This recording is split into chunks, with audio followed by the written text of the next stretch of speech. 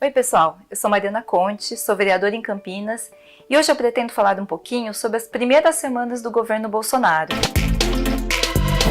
Na verdade, desde o início da transição do governo Temer para o governo Bolsonaro, foram anunciadas diversas medidas e mudanças que afetam diretamente diversos setores da sociedade, como LGBTs, indígenas, mulheres, pessoas com deficiência e o conjunto dos trabalhadores, por meio de alteração na Previdência Social e no salário mínimo. Aqui vamos comentar apenas algumas medidas, porque a cada dia o governo Bolsonaro solta uma nova bomba, seja com extinção de ministérios, ataque a programas importantes, nomeação de ministérios e equipes bizarras e corruptas. Antes de comentar essas ações, eu queria lembrar, para quem não está inscrito no canal, se inscreve no canal, ativa as notificações, clica no sininho aqui embaixo e compartilha os nossos vídeos. Vamos ajudar a divulgar as nossas ideias e aumentar a resistência. Então bora lá!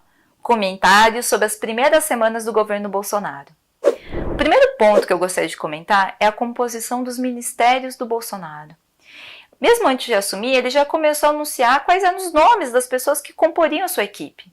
Entre eles, muitos investigados por corrupção, pessoas sem nenhuma experiência e com posições tão assustadoras que mais parecem saídos de um filme de comédia de mau gosto. Logo de início ficou muito claro que pastas que tinham se consolidado há muito tempo como áreas prioritárias de atuação deixariam de existir. Dentre as áreas afetadas estão transporte, portos e aviação civil, segurança pública, indústria, comércio exterior e serviços, esportes, cidades, cultura e trabalho. Essas alterações trazem consigo uma visão bastante controversa e perigosa do que vai ser a política do governo Bolsonaro.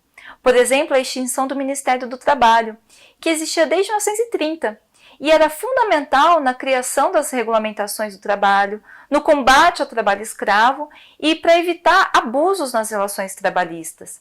A extinção do Ministério vai tornar ainda mais difícil para o trabalhador ter acesso aos seus direitos, o que é muito conveniente para o governo em época de reforma trabalhista. Sem contar que o Bolsonaro disse diversas vezes que para ele a justiça do trabalho simplesmente não deveria existir, assim como os direitos trabalhistas. O mesmo ocorre com os demais ministérios. Por exemplo, com a extinção dos ministérios da cultura e do esporte, ficarão prejudicadas as políticas governamentais voltadas para a valorização do esporte, para a criação e manutenção de museus, teatros, produção e grupos culturais. Essas áreas possivelmente ficarão sem incentivo por um bom tempo. Outra medida bastante preocupante é o fato da responsabilidade de demarcação das terras indígenas migrar da FUNAI para o Ministério da Agricultura. Nesse caso, é como colocar a raposa para tomar conta do galinheiro. O Ministério da Agricultura, que é chefiado por Tereza Cristina, que faz parte da bancada ruralista do Congresso Nacional. Lembrando que a bancada ruralista sempre cria tensões e entraves para as demarcações de terras indígenas e para a destinação de terras para a preservação ambiental.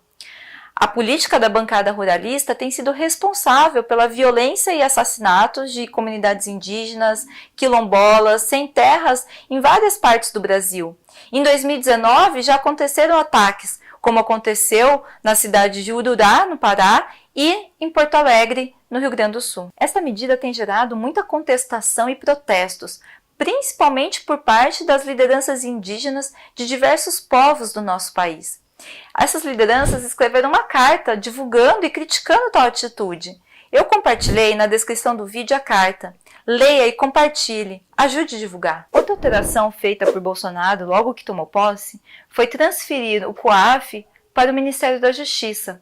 O COAF foi o órgão responsável por apontar as irregularidades nas movimentações financeiras do Queiroz, motorista e ex-assessor do Carlos Bolsonaro. Movimentações essas que significaram transferências inclusive para a primeira-dama, Michele Bolsonaro. Pode parecer sutil essa mudança, mas na verdade ela garante maior controle do governo, em especial de Moro e de Bolsonaro, sobre as ações do Conselho. Sendo que quando estava subordinado ao Ministério da Fazenda, o trabalho do COAF acontecia com relativa autonomia, apontando as irregularidades nas movimentações financeiras dos parlamentares e dos seus assessores. Outra medida tomada pelo governo Bolsonaro, agora dentro do Ministério da Educação, foi a extinção da Secretaria da Diversidade. Essa secretaria tinha como responsabilidade formular e promover ações educacionais voltadas para a diversidade e o respeito dentro das escolas e entre os jovens. Ela visava não só atender o público LGBTQI, mas diversos setores oprimidos da nossa sociedade, combater o bullying e a violência dentro das escolas e evitar a evasão escolar. Em declarações, Bolsonaro e o novo ministro da Educação, Ricardo Vélez Rodrigues, disseram claramente que a extinção da secretaria seria um veto político e ideológico.